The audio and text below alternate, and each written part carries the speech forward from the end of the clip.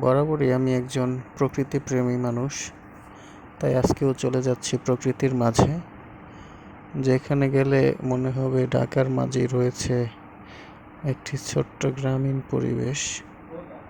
তো তার জন্য অটোতে চড়ে উঠলাম, রওনা দিয়ে দিলাম। আপনারা যারা এই জায়গাটায় আসতে চাইবেন তারা অবশ্যই এয়ারপোর্ট থেকে পূর্ব দিকে কাঁচকুড়া বাতুরিয়াতে আসতে হবে।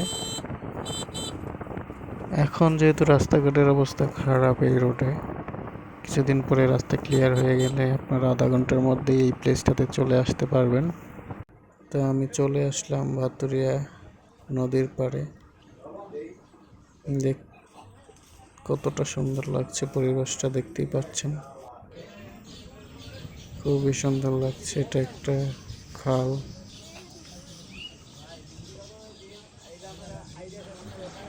তো নদী উপভোগ করতে করতে সামনের দিকে যাচ্ছি আর দেখছি যে ধান বোঝাই করে বাসার দিকে নিয়ে যাচ্ছে কিছু শ্রমিক।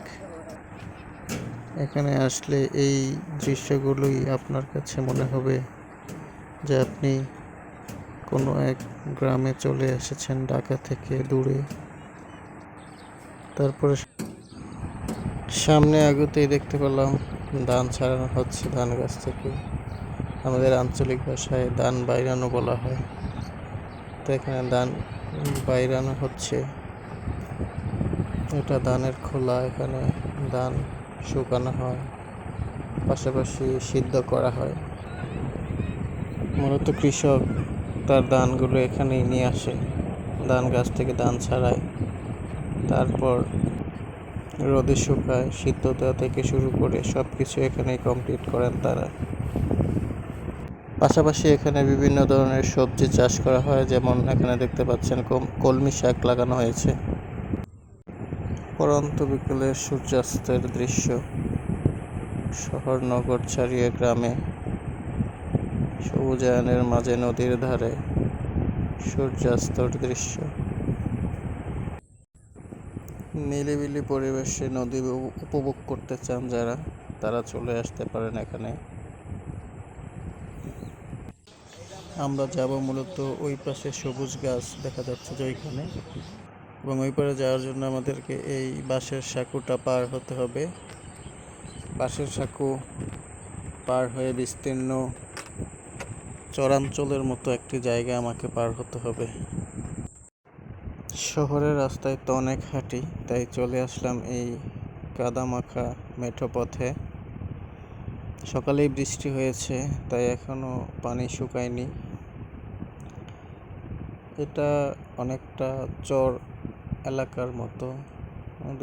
দুই পাশে সবজি, ধান ক্ষেত, বিভিন্ন ফসলাদি লাগানো হয়, আর মাঝখান দিয়ে হাঁটতে হয়। ওই সামনের সবুজ জায়গাটাতে আমরা যাব, গাছগুলো দেখা যাচ্ছে যে ওইখানে। আমাদেরকে সামান্য একটু পথ হেঁটে তারপর আবার নৌকায় চড়তে হবে। সবুজের মাঝে হাঁটছি আর উপভোগ করছি এই মনোরম পরিবেশ। মনে হচ্ছে কেউ যেন খুব যত্ন করে লাগিয়েছে এই জংলি ফুলগুলো। যদিও জংলি ফুল, কিন্তু দেখতে খুবই সুন্দর লাগছে, ভালো লাগছে। ধান কাটার পর এই দৃশ্যটা আমার কাছে খুবই ভালো লাগে। আমরা এটাকে আমাদের ভাষায় নাড়া বলে থাকি। আপনারা কে কী বলে থাকেন জানাবেন। সামনের যেই নদীটা রয়েছে এটার নাম বালি নদী, আর ওই পাশের এলাকাটার নাম হর্দি বাজার। বর্তমান পূর্বাঞ্চলের 16 নং সেক্টরের একটি এলাকা।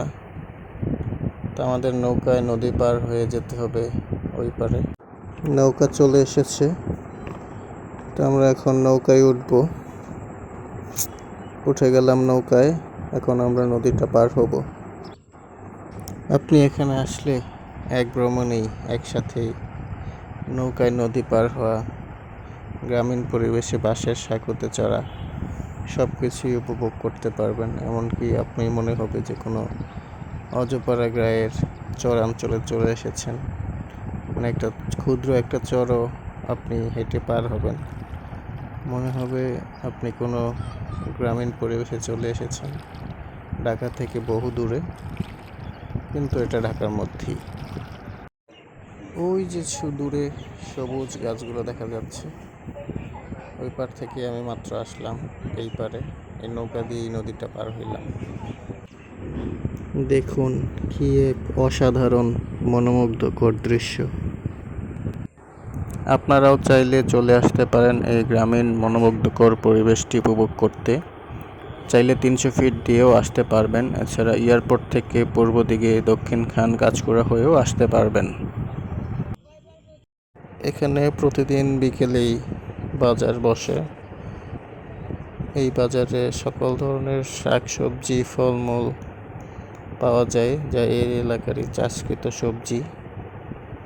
এছাড়া গরুর খাঁটি দুধও পাওয়া যায়, বিভিন্ন ধরনের মিষ্টান্ন পাওয়া যায়। এছাড়া বিভিন্ন ধরনের ফাস্টফুড আইটেমগুলো রয়েছে এখানে। ঘুরতে আসলে অবশ্যই এই সকল জিনিস আপনারা এখানে উপভোগ করতে পারেন। আমি নদীর পাড়ে বসে খাওয়ার জন্য নিয়ে নিলাম 12 ভাজা আর বেগুনি। এখানে এই পরিবেশটা খুবই সুন্দর, আর এই নদীর ধারে বসে খাওয়া এবং নদী উপভোগ করার মজাটাই আলাদা। তো বসে বসে খাচ্ছি আর নদী উপভোগ করছি। আর ধন্যবাদ সবাইকে এতক্ষণ পর্যন্ত এই ভিডিওটা দেখার জন্য। ভালো থাকবেন সবাই।